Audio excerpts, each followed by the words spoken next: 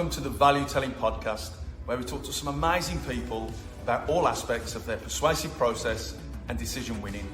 We cover off what value telling content really is and why it plays an essential role in winning decisions, like securing that dream job, getting that buy-in from that hard to please client, winning a place on that PSL after a tough tender process, and so much more. At the heart of the podcast is celebrating all the great things people do to understand and deliver a high persuasive performance and what it really means. I'm Matt Trainer, and I'm delighted to spend a few moments with some amazing people. I'm not a guru, but I'm an experienced business leader, and I've worked in, led and advised hundreds of companies and thousands of people over the last 20 years. I've picked up a thing or two along the way. I've seen the good, the bad and the ugly, and I'm ready to share. If you value some thought-provoking culture, insightful science, inspirational snippets on all things decision winning, you're in the right place.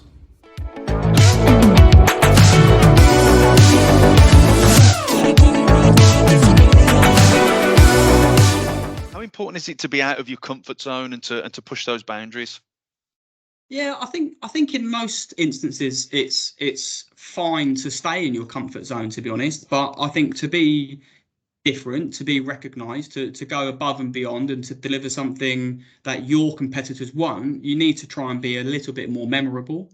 And there are the comfort zone's an interesting one, isn't it? You know, because depends how far outside of your comfort zone you push yourself. You know, there's outside of your comfort zone, there's something called your stretch zone, and outside of your stretch zone there's something called a panic zone. So you don't want to go too far outside of your stretch zone, otherwise you'll be in a situation where you're actually really uncomfortable, and then that authenticity would be lost. So I would always encourage people to stretch those foundations and push themselves out of their comfort zone to the limit that they believe is still, you know, within their boundaries of relative comfortableness. But I would also encourage people to do it on an individuality basis.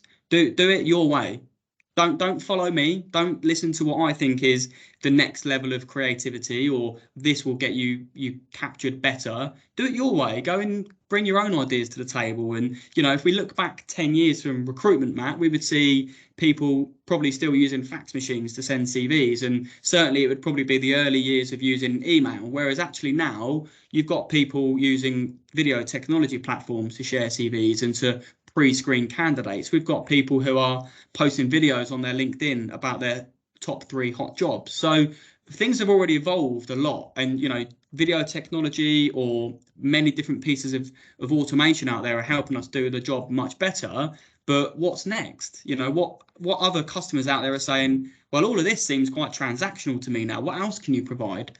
You know, it's being in that situation where you can capture the hearts and the minds of other people by being even further outside of your comfort zone. So I would always encourage people not to get too comfortable, because you'll get left behind. I'd love to see more people push themselves out of their comfort zone and be more creative, but not to the extent that it makes you panic and it brings that level of authenticity or quality down. It's about finding the balance, which isn't easy. No, it isn't. And what role does bravery and vulnerability play in moving from that comfort zone into your stretch zone? Yeah, I think it plays a big part. I think, you know, when I did my first TikTok video, I was quite scared. I was quite vulnerable. I was very exposed. I didn't really know what I was doing either. Got laughed at quite a lot in the office, but the result was exactly what I wanted it to be. You know, it got a lot of engagement. It got a lot of feedback. I had people I've not heard from for years reach out to me and say, I can't believe you're on TikTok. A little bit of banter in there, but also I loved the video. It was great. So I think for me, you probably get bored of me continue to say it, but it shows the level of authenticity. It shows why people might really believe in you. It shows why people might really listen to your persuasive argument and go, do you know what? I like that. I believe in that. I'm listening to this person, and I didn't think I would. You know, nobody's perfect. Nobody gets everything right all of the time. So showing vulnerabilities and saying, look, this is a risk. I'm trying something new, and let's see how it goes is absolutely brilliant, in my opinion. And it's never always going to produce the results you expect it to. So you have to have really, really reasonable expectations of these things. But what I would always say to people is, don't be afraid of doing it. Don't be afraid of what other people might think. Don't be afraid of a few sniggles in the office of people laughing at you, because actually they will be the people that will probably end up getting left behind, and you'll be the person progressing more than others further down the line. Yeah, great. And I know you've got two amazing children. I know they're very young now. And if we were to future gaze a little bit and just to knit it into what we've just been talking about, let's say they get to their early 20s and they both decide that they want to follow in your footsteps and find themselves in a highly competitive, sales-focused role. What advice would you be giving them?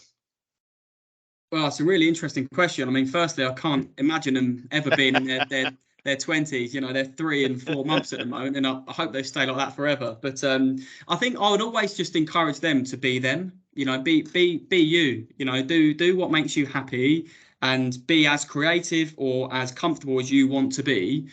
My advice to everybody will be the same, whether they're my daughters or whether they're somebody else's children, is push yourself as far as you want to go. However, to get to the top level, to be the best or to be the most successful, you're going to have to work harder than most other people. You're going to have to push yourself outside of your comfort zone more often. You're going to have to take some risks, and they're not always going to pay off. So my girls will get all of my support throughout their life in everything they want to do. Of course. All I would ever want them to be is happy. If they do follow my ambitious footsteps and want to be, you know, the top of the tree for where they are as well, my advice to them would be the same as what it would be to everyone else: is you have to put yourself out there. You have to work harder. You have to be recognised. You have to be memorable. You have to be the person who compromises more than other people. You know, I was once told it's not what you're willing to give, it's what you're willing to give up. That's the most important thing.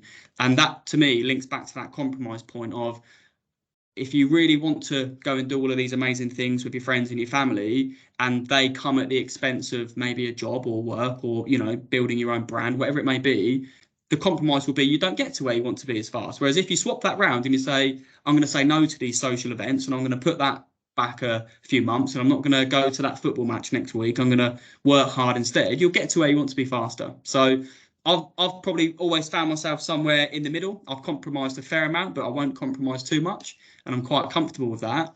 Other people who are more successful than me or maybe more progressive compromise a lot more, and you know, the balance of that comes with the territory.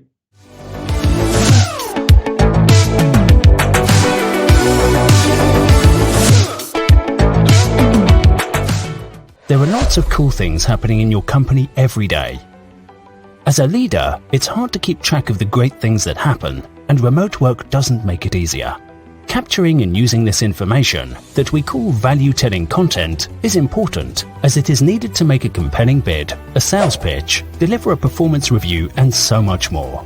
Blu-J can help supercharge your persuasive power by creating content that converts. Our platform works like a logbook that records the important stuff. Our powerful search makes it quick and easy to find what you need. Win more decisions with Blu-J.